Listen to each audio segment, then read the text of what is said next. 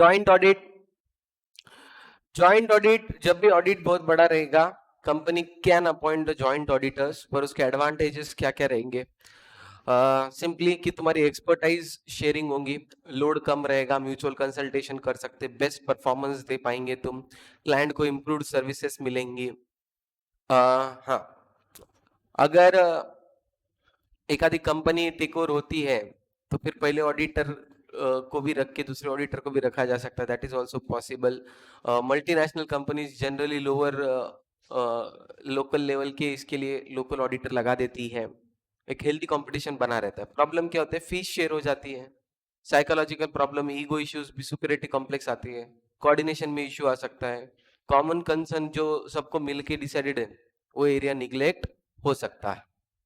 तो सबसे पहले क्या करना चाहिए, जो भी मिलके फर्म है उन्होंने एक डॉक्यूमेंट बनाना चाहिए, प्लान बनाना चाहिए, कैसा कैसा बांट के दिया है, उसका जो बंटवारा है वो प्रॉपर लिख के सब लोग के सिग्नेचर होनी चाहिए।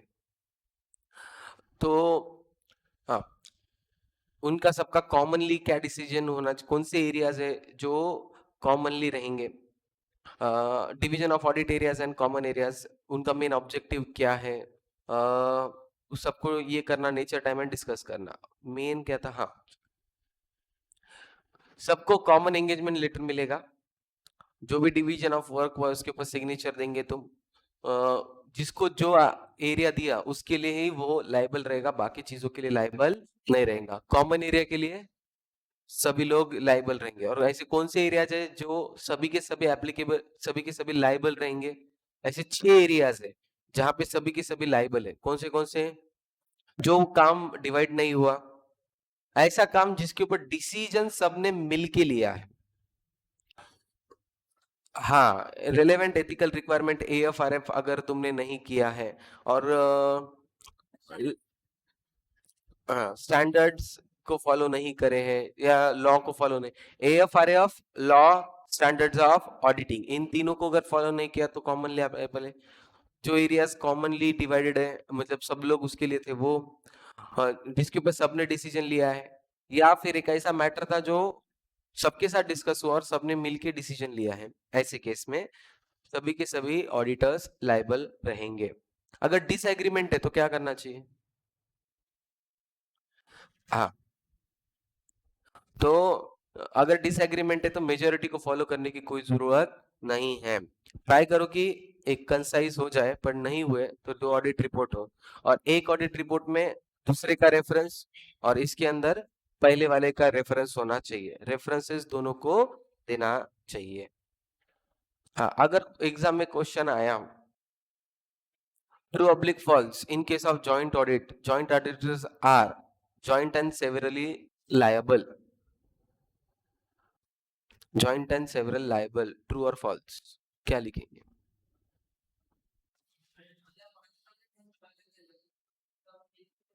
तो एग्जाम में तुमको ऐसा लिखना पड़ेगा, पार्शियली ट्रू या फिर फॉल्स, और उसके नीचे रीजंस लिखने पड़ेंगे। Areas which are divided, for that joint auditor is solely responsible, but वो 6 लिखने पड़ेंगे इसमें से, AFRF, लॉ या फिर स्टैंडर्ड्स ऑफ ऑडिटिंग फॉलो नहीं हुए ये 3, joint decisions, common areas, and matter that are brought forward to all the auditors, and decision is taken upon togetherly. तो उन सब के लिए joint and several है। तो आंसर एक तो पार्शियली ट्रू लिखो या फिर फॉल्स लिखो, और पूरा ऐसा लिख देने का। ऐसे 299। फिर उसके बाद अपन आए थे कॉस्ट ऑडिट के ऊपर। कॉस्ट ऑडिट सबसे पहले तो बुक्स ऑफ अकाउंट कब मेंटेन करना? कॉस्ट ऑडिट के बुक्स ऑफ अकाउंट 35 करोड़ के ऊपर रहेंगे तो जो कॉस्टिंग में आते उनका से टोटल सेल 35 करोड़ के ऊपर। फिर बुक्स ऑफ अकाउंट्स के लिए एक ही है, ऑडिट के लिए 2 है, regulated, non regulated. Non regulated है तो टर्नओवर 50 और 25, और नॉन रेगुलेटेड 100, 35, 100 करोड़ सबका, 35 कॉस्टिंग वालों का, रेगुलेटेड में 50 सबका, 25 कॉस्टिंग वालों का। रेगुलेटेड में 33 है, नॉन रेगुलेटेड में 6 है। हाँ, रेगुलेटेड एरियाज में 6 है और नॉन रेगुलेटेड में 33 है। ओके। और किसको किसको एग्जम्प्ट है? एमएसएमई, जो सेज में थे, इलेक्ट्रॉनिक, वो इलेक्ट्रिसिटी कंपोनेंट्स वाले, और 75% से ज्यादा export, captive consumption through captive generating plant, इनको एग्जम्प्ट है। कॉस्ट ऑडिटर कौन हो सकता है? जो सीए अपन ने मेन ऑडिटर बोल के अपन के उसको कॉस्ट ऑडिट दे दो, अपना काम हो जाता।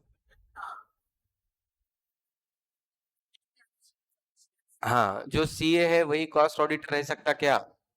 नहीं, सीए, सीएस और सीएमए सभी अलग अलग होना पड़ता है। और जो कॉस्टिंग वाला है उसको उसके स्टैंडर्ड फॉलो करने के क्या? यस, अपने को टेंशन नहीं है, कॉस्टिंग वाला जो भी रहेगा उसके कॉस्टिंग के स्टैंडर्ड फॉलो करेगा। उसका अपॉइंटमेंट कौन करेगा? शेयर होल्डर या board? Board. Appointment of cost accountant is by the board. और ये याद रखो कि सीए को शेयर होल्डर करते हैं। क्यों ऐसा?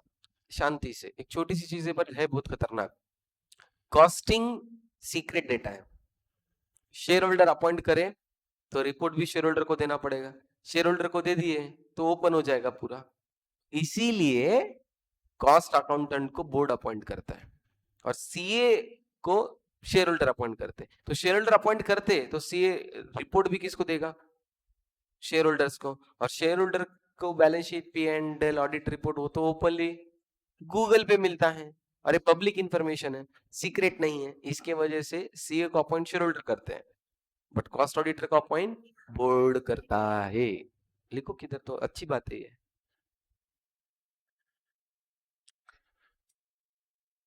कॉस्टिंग डेटा सीक्रेट होता है इसलिए उसको अपॉइंट बोर्ड करेगा और रिपोर्ट भी बोर्ड को ही मिलेगा।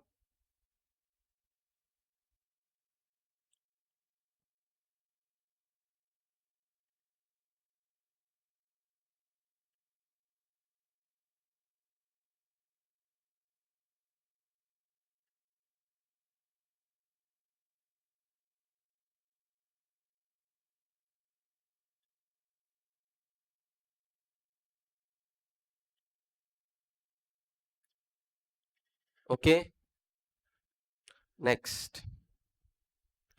Notice of such appointment to CG, central government को बताए रखना कि कॉस्ट ऑडिटर कौन अपॉइंट हुआ है। Within 30 days of board meeting or within a period of 180 days from commencement of the financial year whichever is earlier। Appointment होती 30 दिन में बोलो या फिर साल शुरू होने के 180 दिन के पहले पहले। इनडायरेक्टली कॉस्ट ऑडिटर को 180 दिन के पहले अपॉइंट करना पड़ेगा। और अपने सीए को कितने दिन पहले अपॉइंट करना पड़ता है? सीए को गवर्नमेंट ऑडिट के केस में यस 180 डेज, उधर भी 180 है।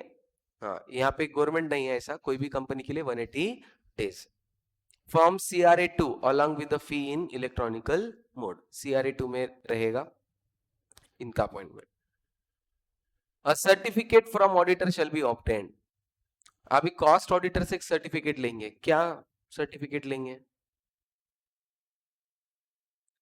The individual or the firm, as in the case may be, is eligible for appointment and not disqualified as per the Companies Act and Cost Accountants Act। क्या है डिस्क्वालिफिकेशंस? कुछ याद आ रहे? एक आध दो बोलो डिस्क्वालिफिकेशंस।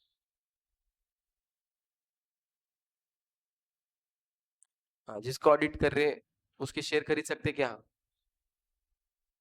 1 लाख के ऊपर रिलेटिव्स, लोन के लिए गारंटी, इंडिपेंडेंस, जॉब कर रहे वो नहीं कर सकते, कंपनी बना ली है सीए ने, गारंटर 1 लाख के ऊपर, वो हो गया ना। लोन 5 लाख है, हो गया ना 5 लाख, वही चीजें घुमा फिरा के। Business relation arms length price पे नहीं है, 20 से ऊपर ऑडिट हो गए, तो वो डिस्क्वालिफिकेशन है ना।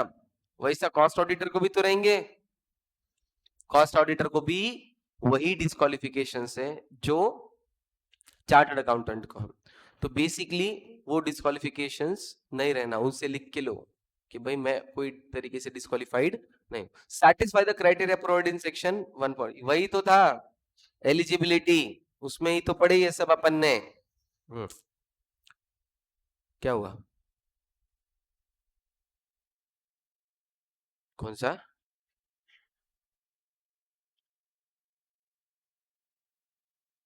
कॉस्ट ऑडिटर खुद, individual firm in case cost auditor खुद से बोलेगा कि मैं डिस्क्वालिफाइड नहीं हूं। ऑडिटर, अपन भी ऑडिटर है, वो भी कॉस्ट ऑडिटर ही है ना, he is also called as auditor, but cost वाला auditor.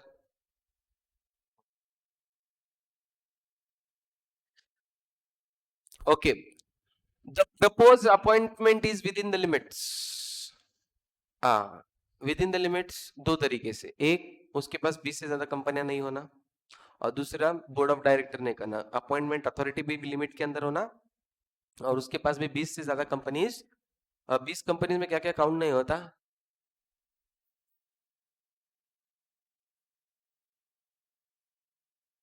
Very good, OPC, small, diamond and private company less than 100 cross, तो ये काउंट नहीं होती, तो विद इन द लिमिट्स होनी चाहिए। The list of proceedings against the cost auditor or auditor firm or any partner of the audit firm pending, list of proceedings pending with respect to the professional matters of conduct or disclosed in the certificate is true and correct। मतलब अगर professional misconduct हो रहा है, जैसा CA आईसीआईसीए के against professional misconduct ले सकती है, वैसा सीएमए का भी होगा, वो भी उनके ऊपर मिसकॉन्डक्ट लेते रहेंगे, तो उसके अगेंस्ट कोई केस नहीं चालू है। अगर कुछ चालू है तो लिस्ट दे दो भाई। आपने इसमें डिस्क्वालिफिकेशन में क्या बोला था? हाँ, कोर्ट में पकड़े जाना और 6 महीने तक नहीं करना, वो 6 महीने से ज्यादा, तो 6 महीने खत्म होने के 10 साल, तो वैसा ही इसको भी अवेलेबल, मतलब उसको भी सेम एप्लीकेबल है। क्यों? क्योंकि इधर बोला है सेक्शन 141 उसको भी एप्लीकेबल है, सेक्शन 141 का जो भी पढ़े थे अपन ने तब, वो सब इसको भी है। रिमूवल ऑफ कॉस्ट ऑडिटर निकाल सकते क्या? सीए को निकाल सकते थे क्या रिमूवल? सीए की रिमूवल के बारे में क्या क्या पढ़े थे? सेंट्रल गवर्नमेंट 82 और पहले बोर्ड, फिर central government, special resolution, auditor को opportunity of being heard. Very good, तो वो सब था ना, तो यहाँ पे भी सेम है, बट सेम मतलब सेंट्रल शेयर होल्डर भी इन्वॉल्व नहीं होते। May be removed from the office before the expiry of his term through the board resolution, that's it, ना सेंट्रल गवर्नमेंट ना share holders, after giving reasonable opportunity of being heard. इसको भी सुनेंगे क्या?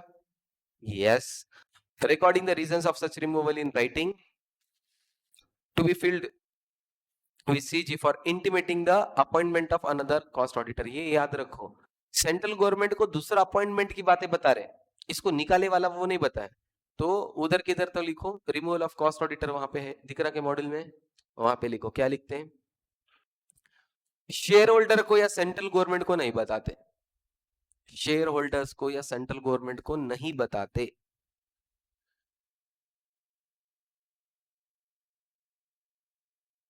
अब मुझे नहीं समझ रहा, मेरा क्वेश्चन वही तो है, मेरा तो वही क्वेश्चन है कि जब सीए को निकाल रहे थे, शेयर होल्डर की स्पेशल रेजोल्यूशन, सेंट्रल गवर्नमेंट, ये वो शेयर मार्केट में बवाल, इधर कुछ भी क्यों नहीं, सब साइलेंटली हो रहा, चुपचाप निकालो, सुन लो, लिख के लो, निकाल लो।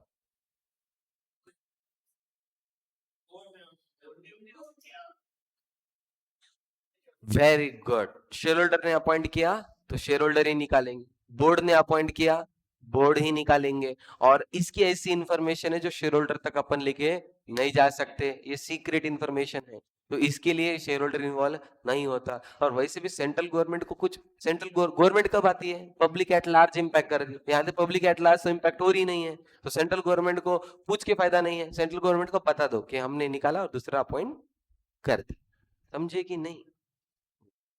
सीआरए 2 में सीजी को बोले, पर क्या बोलेंगे, दूसरे ऑडिटर को अपॉइंट कर रहे बोल के, डायरेक्ट निकाल दे बोल के बोलने का नहीं, अपॉइंट कर दिए। Cost auditor can resign from such office of the company any time, resign कभी भी कर सकते, नो प्रॉब्लम। उसको निकाल भी सकते हैं और वो खुद भी निकल के जा सकता, कोई बड़ी बात नहीं है। एम्प्लॉय को रखे, एम्प्लॉय को निकाले, उस जैसी बात हो गई। और सीए के केस में पूरा बवाल मच जाता है, ठीक है, न्यूज़पेपर में छपता, शेयर मार्केट में इम्पैक्ट होता, बहुत कुछ होता। Casual vacancy in the office of cost auditor, cost auditor को निकाल दिए, रिमूवल, रिजाइन या डेथ, उसके टाइम पे कैसा अपॉइंटमेंट, रेजिग्नेशन, डेथ और रिमूवल। एक तो उन्होंने रिजाइन कर दिया, या उसकी डेथ हो गई, या उसको रिमूव कर दिया, filled by the board of director with in 30 days, 30 दिन के अंदर अंदर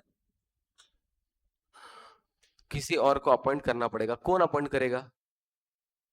वैसे भी इसको ऑप्शन ही नहीं है, शेयर होल्डर है ही नहीं, ऑप्शन बचा बोर्ड, तो बोर्ड ही करेगा। Inform the central government in CRA two within 30 days of such appoint. CRA two दो तीन जगह आ रहा, देखो, जब भी कॉस्ट ऑडिटर का अपॉइंटमेंट की बात आती है, सीआरए टू, हाँ, तो सीआरए टू कॉस्ट ऑडिटर का अपॉइंटमेंट कभी भी अपॉइंट हुआ, CRA two appointment, reappointment, casual vacancy, सबके लिए कौन सा फॉर्म है? CRA to.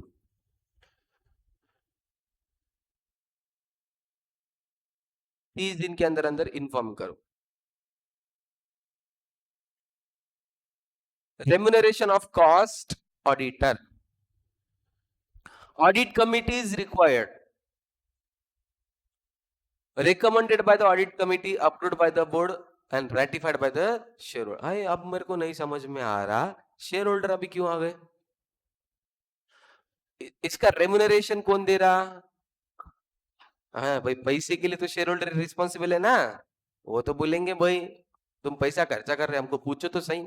Yes, recommended, approved and ratified, इन तीनों वर्ड में क्या फर्क है? रिकमेंड सुझाव, प्रस्ताव, फाइनलाइज, अप्रूव्ड, रेटिफाइड,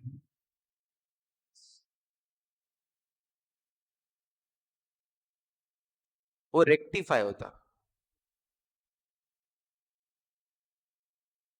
रेटिफाई।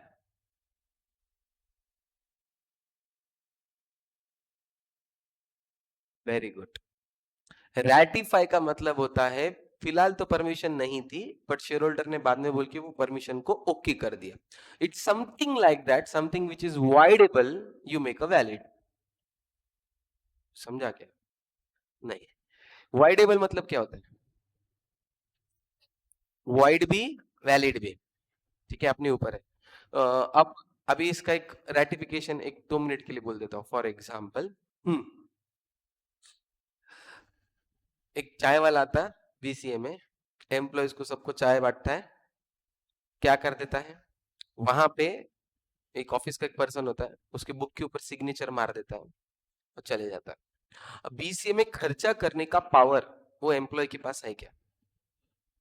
खर्चे का नहीं है। वो क्या करेगा, 15 दिन में, महीने में मेरे पास वो बुक लेके आएगा और उसके ऊपर मैं साइन मारूंगा। द मोमेंट आई साइन, वो एक्सपेंसेस वैलिड हो गए बीसीए के लिए, क्योंकि मैंने वेरीफाई कर दिए। ये रेटिफिकेशन के जैसा हो गया। एक आधी चीज उसने उसने उसकी जिम्मेदारी पे कर दिया खर्चा, जिम्मेदारी पे खर्चा करने के बाद जब मैं बोलूंगा तब फाइनल होगा।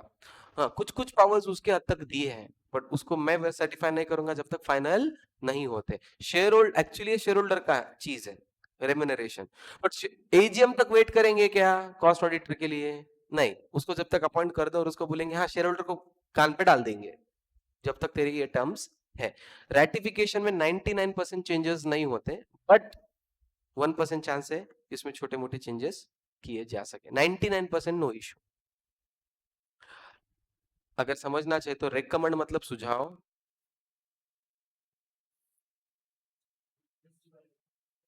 अप्रूव्ड मतलब फाइनलाइज, रैटिफाइड मतलब legally finalise.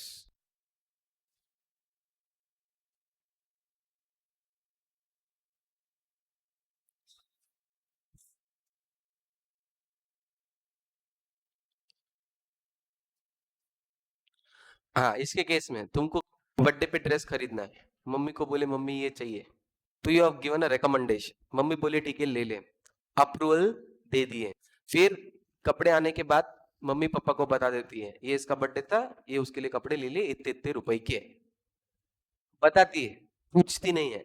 So that is ratification. नहीं तो पापा क्या बोलेंगे, मेरे पीछे पीछे तुम खरीद भी ले रहे, खर्चा भी कर रहे, कुछ बोल रहे भी नहीं। हाँ, तो वैसा नहीं सिचुएशन होना, तो दैट इज रेटिफिकेशन। उनको सिर्फ बताया जाता है, और फिर अगर उसके बाद कुछ हुआ, हाँ आपको तो बोले थे हम, लिए बोल के। हाँ, so that is what is ratification is. Remuneration of cost auditor, audit committee is not required. हाँ, जब ऑडिट कमिटी का रोल नहीं है, ये कब है ऑडिट कमिटी का रोल है? कंपलसरी हर जगह ऑडिट कमिटी रहती है क्या? ऑडिट कमिटी की एप्लीकेबिलिटी, कंपनी लिस्टेड कंपनीज को कंपलसरी, किसको नहीं? ओपीसी एंड, बस ओपीसी एंड स्मॉल दो।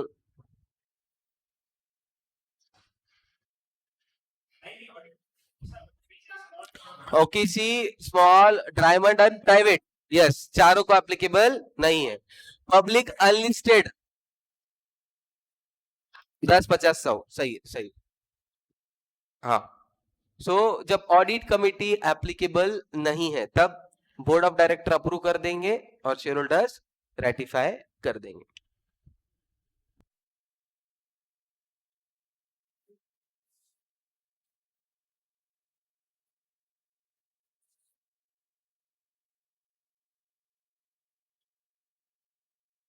अप्रूव, रेटिफाई, रिकमेंड करने की कोई जरूरत नहीं है। Qualification, disqualification, right, duties, obligation of cost auditor same as statutory right applicable to cost auditor, that is मुटंडे, सब कुछ। क्वालिफिकेशन सेक्शन, डिस्क्वालिफिकेशन, हाँ उसका, राइट्स 143, ड्यूटीज 143 में ही है, obligations, duties and obligation same है। सो बेसिकली जो वहां पे था अपने को 141, 143, जो अपने लिए जो सब पावर्स एंड सब कुछ है सेम इनके लिए भी है। Okay, submission of cost audit report, cost audit report किसको सबमिट करना चाहिए? शेयर होल्डर को होता है क्या? क्योंकि सीक्रेट इंफॉर्मेशन है, तो है क्या वहां पे कुछ सबमिशन ऐसा हेडिंग? तो लिखो it's a secret information, it's a secret information, it's a secret information.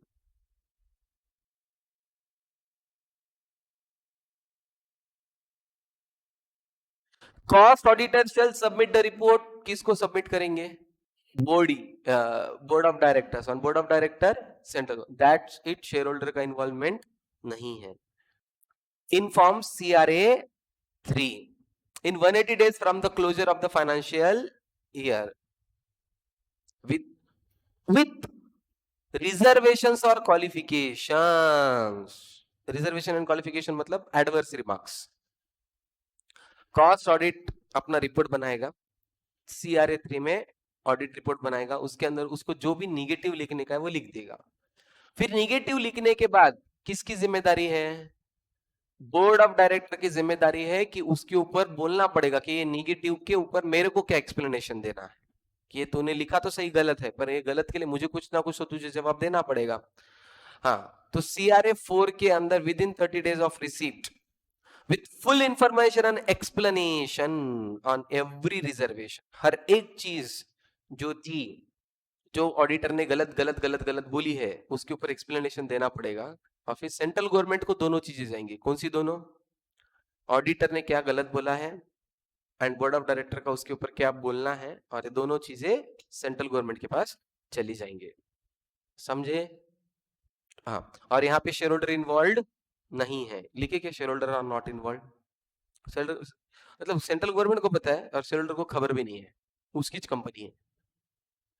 क्यों? फिर उसकी कंपनी है ना, पैसा उन्होंने दिया, सीक्रेट रखने का है इसके लिए। इन एक्सबीआरएल, व्हाट इज एक्सबीआरएल? क्या बात है, किधर हुआ क्या? नवंबर 30 के पहले, जैसे सितंबर 30 के पहले इनकम टैक्स जाना चाहिए, एक्सबीआरएल रिपोर्टिंग नवंबर 30 के पहले जानी रहती है। ड्यू डेट में भी चेंज पता नहीं अभी। What is XBRL? अभी से for example you are Indian, दुनिया को पैसा जमा हो गया, you are next to Adani now, क्योंकि उसकी बच्चे के साथ शादी कर लिए, ठीक है। अब पैसा तो बहुत है, now you want to invest in out of Indian companies. अभी you are a chartered accountant, पैसा अंधा-धुंधा पैसा इधर-उधर नहीं लगाते, कंपेयर कर करके लगाएंगे किस में पैसा जाना चाहिए। तो किस पे पैसा लगाने का जब बात आता है, किस में पैसा लगाने का है, तो तुम कंपेयर करेंगे Indian companies with that companies. अभी इंडियन कंपनीज का balance sheet P and L, notes, account, cash flow, fund flow है, उस कंपनी का भी सेम होता क्या? अब उधर के लॉस क्या है, अपने को क्या, उधर शेड्यूल 3 कंपनीज एक्ट, तू शेड्यूल 3 के हिसाब से बैलेंस शीट क्यों नहीं बनाया? वो बोलता कौन सा कंपनीज एक्ट, कौन सा शेड्यूल 3, मेरे को क्या संबंध है ये सब चीजों का, उसको एप्लीकेबल है क्या? तो उनकी बैलेंस शीट अलग, मेरी बैलेंस शीट अलग, मैं कंपेयर कैसे करूं दो कंपनीज को? ऑल ओवर द वर्ल्ड सभी कंपनीज का एक फॉर्मेट होना चाहिए, वो फॉर्मेट कौन सा है? XBRL फॉर्मेट है। XBRL is the format which is at world level common format of balance sheet, P&L, notes to accounts, इन सब का, तो जिसकी वजह से मैं all over the world compare कर सकता हूं कंपनीज। ओके ओके, किसी को पता है कि इन्वेस्टमेंट कंपनी है जो ऑल ओवर द वर्ल्ड के बड़े बड़े कंपनीज में इन्वेस्टमेंट करती है? यस, गोल्डमैन एंड सैक्स। बैंक ऑफ इंग्लैंड है। सॉफ्ट बैंक एक्चुअली स्टार्टअप्स को फंडिंग करती है, एंजल इन्वेस्टर्स है, वो वैसे नहीं है। गोल्डमैन एंड सैक्स is the correct answer, Barclays is the correct answer, Bank of America is the correct answer. उसके बाद आता है ब्लैकस्टोन। तुमको ये याद होना चाहिए। तो आज के तारीख में वर्ल्ड्स रिचेस्ट इन्वेस्टमेंट फर्म कौन सी है, तो वो ब्लैकस्टोन है, ठीक है। अराउंड $10 ट्रिलियन का इन्वेस्टमेंट है, $10 trillion, which is 5 times the Apple company itself. इतना अमाउंट ऑफ इन्वेस्टमेंट वो संभाल रही है, मतलब ये पुतिन पितिन सब चिल्लर है, ठीक है। अगर ब्लैक रॉक में मन में आया तो वर्ल्ड में रिसेशन भी आ सकता है और बूम भी आ सकता है, ठीक है।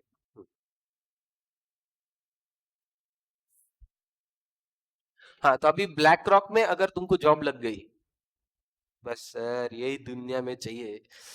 हाँ, सो तुम ऑल ओवर द वर्ल्ड के कंपनीज कंपेयर करेंगे, तो जब कंपेयर करेंगे तो कौन सा लैंग्वेज यूज करेंगे? XBRL, extended business reporting language. XBRL को यूज करके इन्वेस्टमेंट एनालिसिस करेंगे। जेपा, यस। तो आप गोल होना चाहिए अपना कि एक्सबी सर अपना उधर जॉब लगना, क्या करना पड़ता वो सब करेंगे। क्या करना पड़ता? सीए करना पड़ता, CFA लेवल 1 क्लियर करना पड़ता, और इधर उधर सबकी ऐसा रेफरेंस दे दो, रेफरेंस दे दो, रेफरेंस दे दो बोल के पीछे लगना, बाकी कुछ नहीं। हाँ,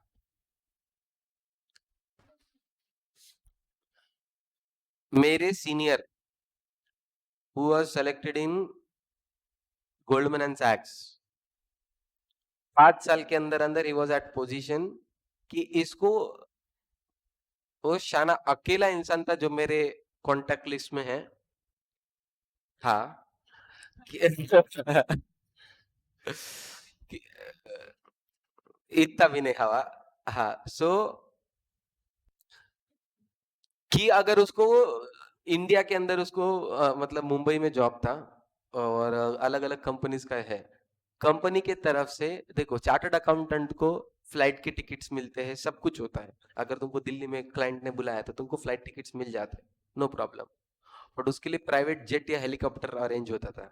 ही used to fly in chartered planes and chopper, उसके लिए अरेंज होता था, क्योंकि उसके लिए 15 मिनट्स भी बहुत बड़ी बात होती थी। तो ऐसा कुछ तो सामने रखना। उसको देख के बहुत इच्छा हुई थी बनने का, पर साला कोई रेफरेंस ही नहीं दिया। ठीक है, हाँ। If company gets extension of the time of holding AGM under section 96 subsection 1, then company may file form CRA4 within resultant extended period. ये क्या बोल रहा? एजीएम तुमको वो 3 कंडीशंस है, फाइनेंशियल ईयर एंड होने के 6 महीने के अंदर अंदर, कैलेंडर ईयर के अंदर, और 2 एजीएम के बीच में 15 महीने से ज्यादा गैप नहीं होना, ऐसा पढ़े ना। हाँ, तो उसको एक्सटेंशन मिलता 3 महीने का। अगर कुछ एक्सेप्शनल केसेस है तो सेंट्रल गवर्नमेंट तुमको 3 महीने का एक्सटेंशन दे सकती है। तो ये 3 महीने के अगर एक्सटेंशन हुआ है तो कॉस्ट ऑडिट को भी 3 महीने का एक्सटेंशन मिल सकता, नो प्रॉब्लम। समझा नहीं समझा?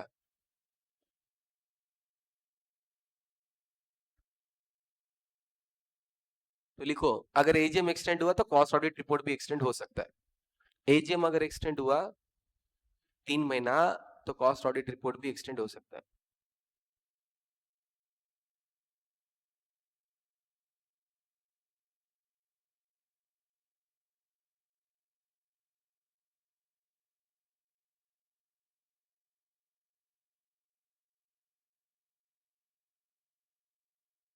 ड्यूटी टू रिपोर्ट फ्रॉड कुछ याद आ रहा?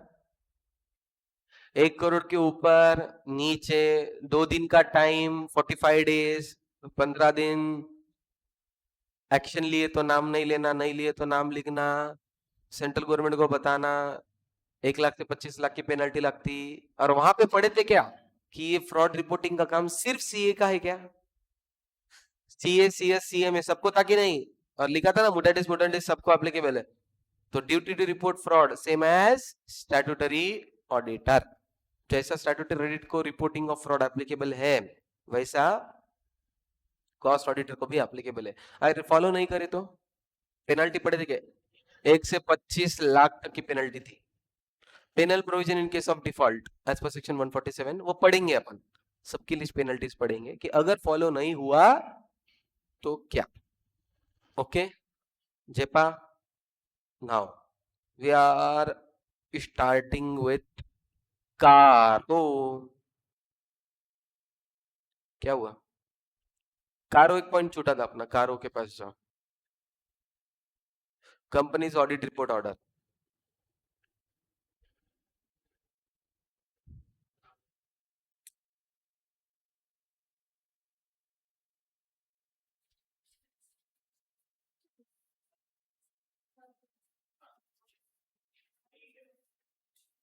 मिला नहीं मिला? मिला। नाउ अंडरस्टैंड व्हाट इज कारो। कंपनीज एक्ट के सेक्शंस इतने सारे, और तुमको क्या बोले स्टैट्यूटरी ऑडिटर को, ए जा तू ऑडिट करके आ। ऑडिट, स्टैट्यूटरी ऑडिट मतलब क्या एग्जैक्टली क्या? तुमको कंपनी के पास जाना है, चेक करना है कि कंपनीज एक्ट ने जो जो बोला है वो किया क्या। सिंपल, कंपनीज एक्ट ने जो बोला वो करना। अभी कंपनीज एक्ट ने क्या क्या बकबक करके रखे इतने सारे सेक्शंस। अब मैं ऑडिट पे गया तो कंफ्यूज तो होऊंगा कि नहीं कि भाई एग्जैक्टली क्या क्या चेक करूं यार, अंडरस्टैंडिंग। तो इसके पहले भी मैंने एक चीज बोलाई थी कि मम्मी अगर डीमार्ट में जाती है तो क्या करती है, एक लिस्ट लेके जाती है, फिर एक एक आइटम खरीदेगी, उसको टिक करेगी, ये आइटम हो गया, ये आइटम। इसकी वजह से क्या होता, लिस्ट अगर लेके गई मम्मी तो क्या होता, कुछ भूलेंगे नहीं, एक्स्ट्रा का काम नहीं करे। Okay, so don't you think this is same applicable with to the chartered accountants as well, कि जब ऑडिट करने को गए तो कुछ भूलना नहीं ना। अगर भूल गए तो निग्लिजेंस के ऊपर अपने ऊपर केस हो सकती कि नहीं। तो क्या करना है, एक लिस्ट बनाना, और लिस्ट के हिसाब से चेकिंग करना, चेकलिस्ट कि ये चेक करने का है। अभी क्या चेक करना एग्जैक्टली ये कंपनी का कितना अच्छा है, उसने खुद ही बोल दिया कि ये 21 पॉइंट्स है, ये 21 पॉइंट्स तुमको चेक करने हैं। इसके अलावा तुमको जो करना है कर सकते हैं, पर ये 21 तो कंपलसरी चेक करने ही है। अगर ये 21 चेक कर लिए, इनडायरेक्टली ऐसा हो गया कि कंपनीज एक्ट के हिसाब से कंपनी जो काम कर रही कि नहीं ऑलमोस्ट काम चेक हो गया। पहले ये समझा कि नहीं व्हाट इज कारो। कारो का काम क्या है कि हाँ, कि कंपनीज एक्ट के हिसाब से कंपनी काम कर रही है कि नहीं उसके लिए एक चेकलिस्ट बना के दी। लिखो वहां पे, टिकी नोट निकालो, लिखो, लगा तो वहां पे जगह है तो वहां पे लिखो।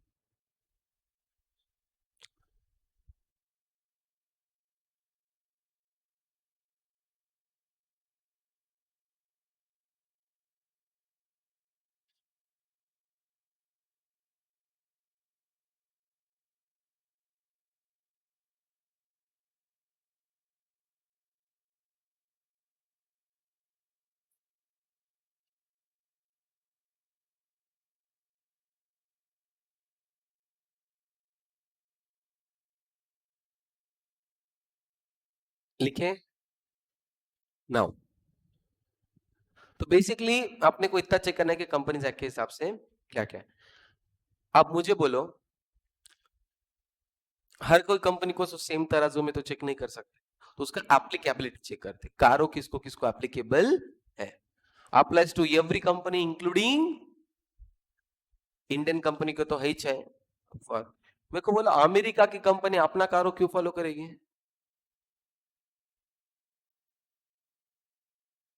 फॉरेन कंपनी का मतलब ऐसा होता है जो फॉरेन में ही रजिस्टर्ड और फॉरेन में ही काम करे, वैसा नहीं। फॉरेन के पर उसका इंडिया में ब्रांच है, तो इंडियन ब्रांच को ही एप्लीकेबल है। मैं यहाँ पे बैठे बैठे उसको नहीं बोल सकता ए चल गोल्डमैन सैक्स तू फॉलो कर, अबे चिंदी, उधर फॉलो नहीं होगा, इधर वाले ब्रांच को फॉलो होगा। Except banking insurance and companies act, OPC small private. अभी बैंकिंग कंपनी को क्यों एप्लीकेबल नहीं? एक्सेप्ट, वेरी गुड, आरबीआई के तरफ से बैंकिंग रेगुलेशन एक्ट उनके लिए सेपरेट एक्ट है, तो भाई उनके लिए बहुत डिटेल्ड में है, अपने को कोई नहीं। LFAR उसको बोलते हैं, लॉन्ग फॉर्म ऑडिट रिपोर्ट। तो जैसा इसके 21 पॉइंट्स है ना, बैंक ऑडिट के टाइम पे कितने चेकिंग करनी है वो LFRA में बोला वाला है। तो उधर जगह है तो लिख दो, बैंकिंग के लिए LFRA होता है। जैसा एक कंपनी के लिए कारो है, ऐसा बैंक ऑडिट के लिए क्या है? LFAR।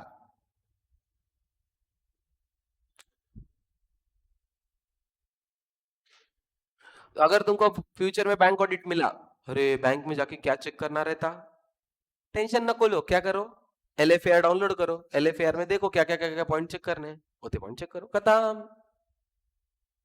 इंश्योरेंस कंपनी है, अभी इंश्योरेंस कंपनी के लिए IRDA बना है, उसका खुद का एक फॉर्मेट रहेगा ना। अभी तुमको एडवांस अकाउंट में उसकी बैलेंस शीट का भी फॉर्मेट है कि नहीं? बैंकिंग इंश्योरेंस, इंश्योरेंस हटा दिए शायद सिलेबस से, पता नहीं। हाँ पहले था अभी है पता नहीं मुझे, जो भी है इंश्योरेंस कंपनी का बैलेंस शीट का फॉर्मेट अलग है, तो भाई ऑडिट करने का भी तरीका अलग रहेगा। तो उसका भी उनको नहीं है ऐसा नहीं है, उनके लिए भी है, पर उनके लिए फॉर्मेट उनके पॉइंट 21 में नहीं बैठते, उनसे एक्स्ट्रा पॉइंट्स बैठते हैं। सेक्शन 8 लॉ में पढ़ा, हाँ, non profit companies, non for profit concern, तो उनका एंगल ही चेंज होगा, और उनको दिक्कत क्यों देने का है? देखो वो वैसे भी नॉन फॉर प्रॉफिट है, अगर तुम उनको ज्यादा रूल्स लगाएंगे तो कंपनी क्या, एक तो हम सोसाइटी के लिए काम करना, ऊपर से इतने मर मर मर मर करा रहे, जाओ महीने कर, तो वैसा नहीं होना, इसलिए सेक्शन 8 को हटा दिए।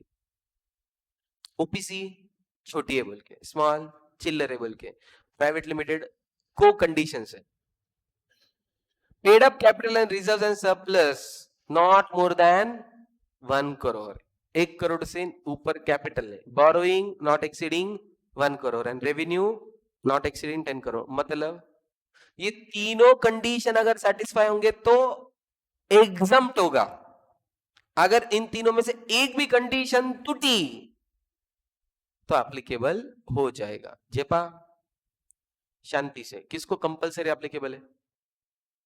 Every company, foreign company, exclude कर दिए किसको किसको? Banking, insurance, section 8, OPC, small. और प्राइवेट के लिए 3 कंडीशंस है, कौन से? कैपिटल 1 करोड़ के, borrowings 1 crore and revenue 10। Check करो वही लिमिट है क्या? एक एक 10, ये तीनों कंडीशन में अगर बैठ गया तो एग्जाम, तीनों में से एक भी, कैपिटल 1 करोड़ 1 रुपया हो गया एप्लीकेबल, लोन 1 करोड़ के ऊपर हो गया एप्लीकेबल, या सेल्स 10 करोड़ के ऊपर बढ़ गए एप्लीकेबल हो जाएगा। क्या कारो, और कारो क्या है वो 21 पॉइंट्स, मतलब जिसको एप्लीकेबल नहीं है उनको ये 21 पॉइंट चेक नहीं करने, अभी जो अपन पढ़ने वाले 21 पॉइंट।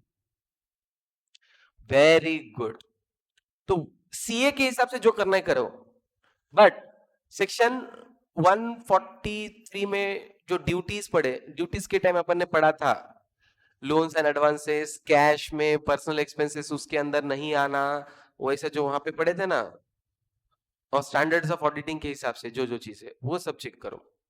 ये 21 पॉइंट चेक ही करना जरूरी, 21 पॉइंट्स करना है तो कर सकता है, कंपलसरी नहीं है, इनको उनके हिसाब से चेक कर सकते। एप्लीकेबिलिटी का कोई problem?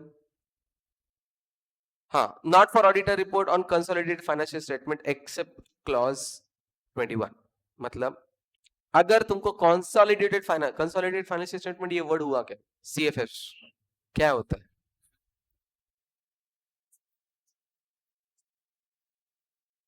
Very very good. Consolidated and standalone अलग अलग ब्रांचेस है, तो उन सबको एक जगह जब लाते हैं तो वो कंसोलिडेटेड फाइल। कंसोलिडेटेड का अगर तुम ऑडिटर, मतलब सपोज 10 ब्रांचेस है या 10 सेगमेंट्स है, हर एक सेगमेंट का ऑडिट हो गया, और हर एक सेगमेंट वाला कारो अप्लाई करेगा, पर जब एक साथ आ जाएगा उसके लिए कारो की जरूरत except 21 number clause. Okay, memory technique है, अभी शांति से सुनो।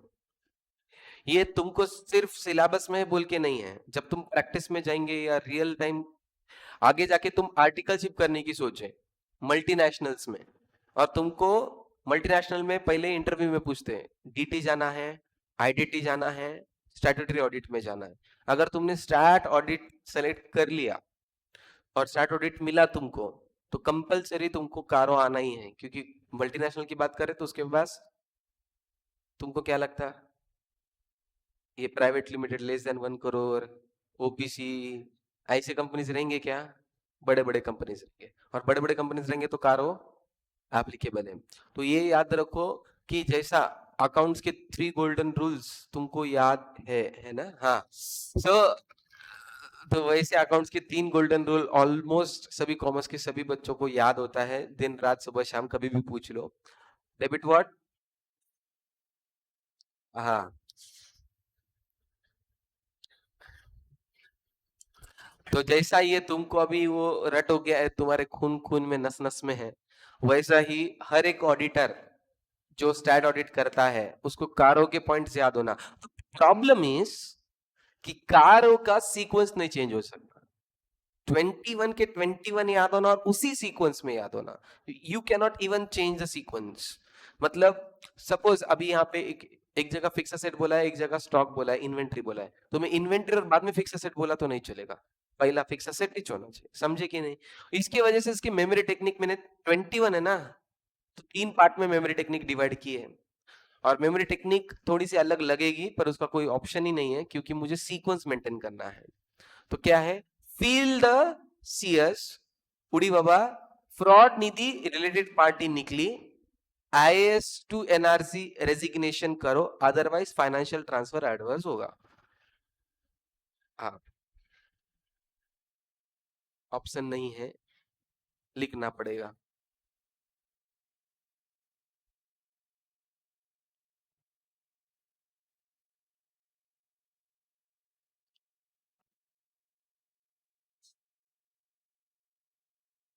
नोटबुक में लिखो, नहीं तो टेक्स्ट उस पे लिख रहे मॉड्यूल में, तो वो चिपकाओ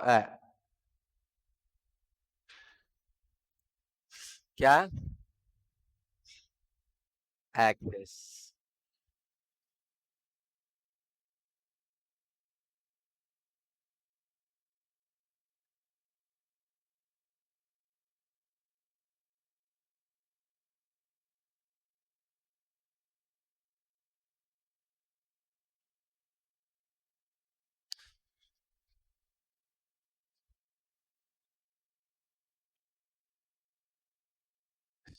उससे अच्छा फील द सीएस तो बहुत इजी है। देखो सेकंड तक भी कोई इशू नहीं है, उड़ी बाबा फ्रॉड नीति रिलेटेड पार्टी निकली, थर्ड वाला प्रॉब्लम है। आईएस टू मैंने एनआरसी क्यों लिखा पता है कि नहीं? वो एक्ट आया था NRC, C A and NRC, citizen amendment act, वो पता, इसलिए तुमको रिलेट नहीं हो रहा वो। आईएस एक्चुअली आसाम के अंदर बहुत बड़े और दिल्ली में बहुत बड़ा स्ट्राइक हुआ था जब सी एनआरसी लॉ लाया गया, सिटीजनशिप अमेंडमेंट एक्ट। तो आईएस मतलब कलेक्टर लोग, टू एनआरसी रेजिग्नेशन करो, वो सीधा बोल रहे रेजिग्नेशन करना तो फाइनेंशियल ट्रांसफर, एक तो तुम देश में रहना करो, नहीं तो निकल जाओ। वो स्टोरी है, वो न्यूज से मैंने थोड़ा सा रिलेट किया, बट अगर तुमको न्यूज ही नहीं पता तो रिलेट भी नहीं हो रहा। नहीं नहीं, वो काय को लिखने का नहीं। ये नंबर लिखने के हैं। अब वो तो तुम पढ़ेंगे तो समझ में आ ही जाएंगे। हाँ लिखो, मेरे को कोई प्रॉब्लम नहीं। ओके, शांति से वो एनआरसी का शॉर्ट में बता देता। थोड़ा तुम लिखते लिखते सुनने का। इंडिया के आजू बाजू बहुत सारे देश है, पाकिस्तान, नेपाल, बांग्लादेश, चाइना। तो क्या हो रहा था, बांग्लादेश से बहुत सारे पर्टिकुलर कम्युनिटी के लोग इंडिया में आ रहे थे। सो रोहिंग्यास, तो वो इंडिया में रह रहे थे और रहने के बाद इंडिया का सिटीजनशिप मांग रहे थे। 50-60 साल हो गए, उनको सिटीजनशिप नहीं दिया गया। तो इंडियन गवर्नमेंट बोल रही थी कि एक पर्टिकुलर कम्युनिटी के लिए वर्ल्ड में बहुत सारे कंट्रीज है, तुम वहां पे जा सकते हैं, इंडिया तुम्हारे लिए नहीं है।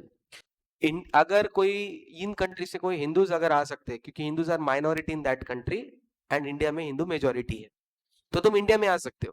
पर पर्टिकुलर कम्युनिटी यहाँ पे नहीं आ सकती, क्योंकि इंडिया में वो कम्युनिटी माइनॉर है और बाकी कंट्रीज में पाकिस्तान, अफगानिस्तान, कजाकिस्तान, इतने सारे कंट्रीज है तुम्हारे पास ऑप्शन, तुम किधर भी जाओ, इंडोनेशिया वगैरह, इंडिया ही क्यों। तो उसके लिए एक नया लॉ लाया गया, CAA-NRC, कि तुमको पहले प्रूफ देना पड़ेगा कि तुम्हारे दादा परदादा प्री इंडिपेंडेंट एरा से इंडिया में रहते, तो ही तुमको इंडिया में सिटीजनशिप दी जाएगी, अदरवाइज निकलो।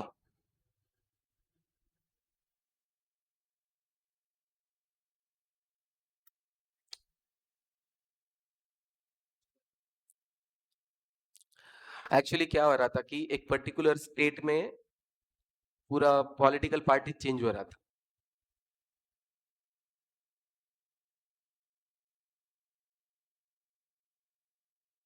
इतना सब कुछ लिखते बैठेंगे क्या।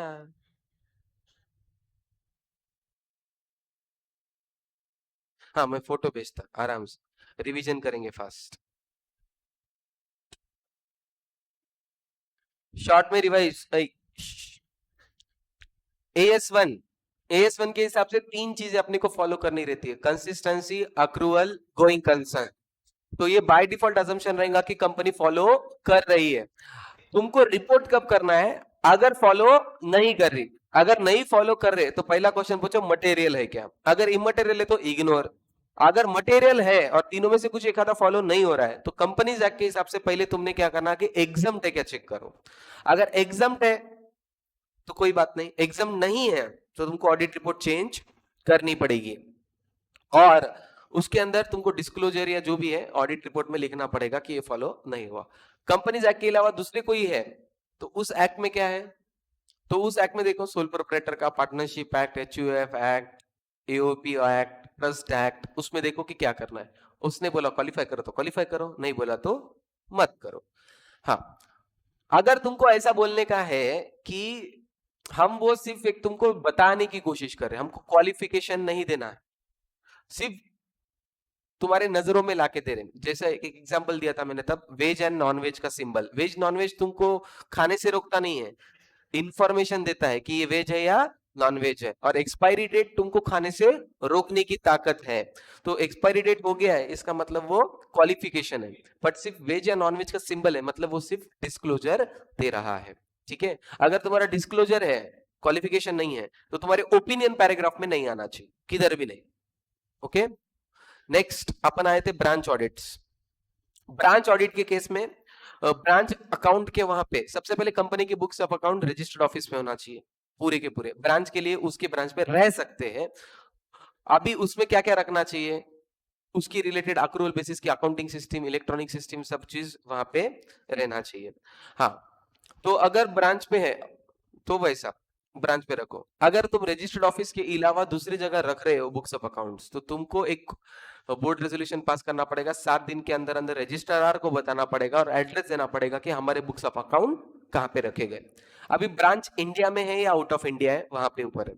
अगर इंडिया में है तो इंडिया के अंदर के जो ब्रांच का ऑडिट है, जो हेड ऑफिस का ऑडिटर है वही ब्रांच का ऑडिटर बन सकता है, कोई इश्यू नहीं। और ब्रांच का दूसरा भी कोई ऑडिट कर सकता है, बट दूसरा भी कोई अगर ब्रांच का ऑडिट कर रहा है तो उसको जो अपने लिए पूरे रूल्स रेगुलेशन है, उतने सब रूल्स रेगुलेशन उसको लिए भी। अगर कोई आउट ऑफ इंडिया की ब्रांच है तो अपन जा सकते हैं ऑडिट करने, यस, इंडियन चार्टर्ड अकाउंटेंट जो हेड ऑफिस का है वहां पे जा सकता है, आने जाने का खर्चा उन्होंने भरेंगे, तो अपन भी जा सकते हैं, नो प्रॉब्लम। या फिर उधर का लोकल सीए नहीं, उधर का लोकल पर्सन, हाँ वहां पे जो सीए जिसको बोलते सीपीए हो सकता है, तो उधर के सीपीए से ऑडिट करवा सकते हैं और उसने अपने को भेज देना चाहिए ऑडिट रिपोर्ट। और ये तुमको देखना है कि ब्रांच ऑडिटर ने मेन ऑडिटर को फॉरवर्ड करना चाहिए time to time, periodical periodical basis पे तुमको उनसे ये भी आना चाहिए, समरीज भी आने चाहिए, ऑडिट रिपोर्ट भी आना चाहिए। ऐसे 600 शायद तक अपना हुआ नहीं अपन ने तक। ऐसे 600 is using the work of another auditor या फिर अपना ब्रांच ऑडिटर। तो ब्रांच ऑडिट जो भी ऑडिट करता है तब मैं उसको इंस्ट्रक्शन दे सकता हूँ। क्या इंस्ट्रक्शन दे सकता हूँ कि कैसे ऑडिट करना है, क्या करना है, उसको टाइमलाइन दे सकता हूँ, गाइडेंस दे सकता हूँ, सब कुछ करता हूँ। उसने ऑडिट करने के बाद वो ऑडिट मुझे भेजेगा, रिपोर्टिंग में प्रेजेंट रहूंगा, और उसने कुछ बोलने के बाद भी मैं ओपिनियन चेंज कर सकता हूँ, और उसका ओपिनियन ही फाइनल ओपिनियन है, मेरे लिए ऐसी जरूरी नहीं है। जो चीज ब्रांच के लिए गलत है ओवरऑल कंपनी के लिए छोटी सी बात है, ठीक है। तो वैसा उसके बाद अपन आए कॉस्ट ऑडिट के ऊपर।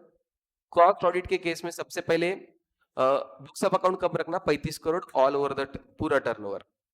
अगर तुम्हारा ऑडिट है तो तुमका रेगुलेटेड सेक्टर है तो 50-25, अगर नॉन रेगुलेटेड है 100-35, उसमें 6 कंपनी आते हैं, इसमें 33 कंपनी। एग्जाम्ड भी किया गया है अगर तुम एमएसएमई में आते हो, 75% से ऊपर एक्सपोर्ट करते हो, सेज में आते हो, और ये ऐसा कुछ तो गंदा नाम है, कम company engaged in generation of electricity for captive consumption through captive generating plant.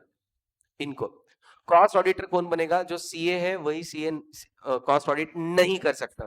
Board of director appoint करेंगे, शेयर होल्डर्स नहीं करेंगे, उसको कॉस्टिंग के स्टैंडर्ड्स फॉलो करने पड़ेंगे। हाँ, सेंट्रल गवर्नमेंट को इंटीमेट कर दो विद इन 30 डेज या फिर 180 days from the commencement of the year, उनको बोल दो CRA 2 फॉर्म के अंदर। जो ऑडिटर है कॉस्ट ऑडिटर, उसको सर्टिफिकेशन देना पड़ेगा कि मैं किसी भी तरीके का डिस्क्वालिफिकेशन में नहीं आता।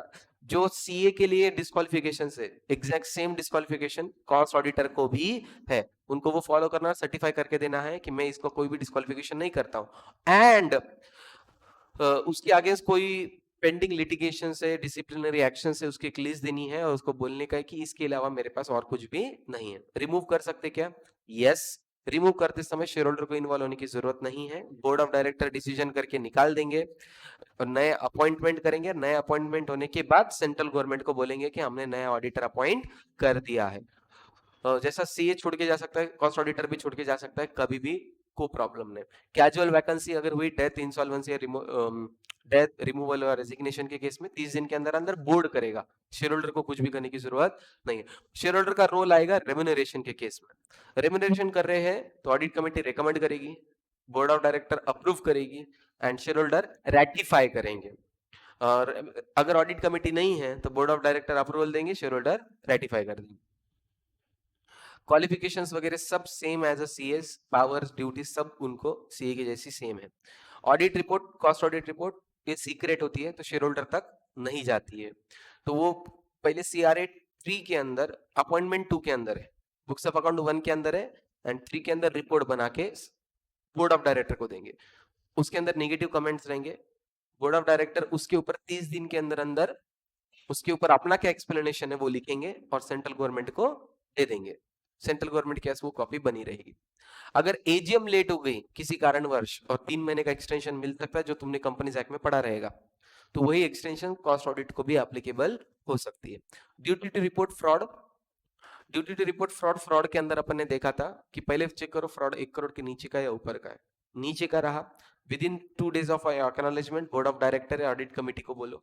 उसके बाद audit committee, board of director उनके रिपोर्ट में, ऑडिटर के रिपोर्ट में नहीं, बोर्ड रिपोर्ट के अंदर नेचर, अमाउंट, पार्टीज इन्वॉल्व, अगर एक्शन लिए है तो पार्टीज हटा देंगे, एक्शन नहीं लिए, सॉरी एक्शन नहीं लिए तो नाम लिखेंगे, एक्शन लिए तो नाम हटा देंगे।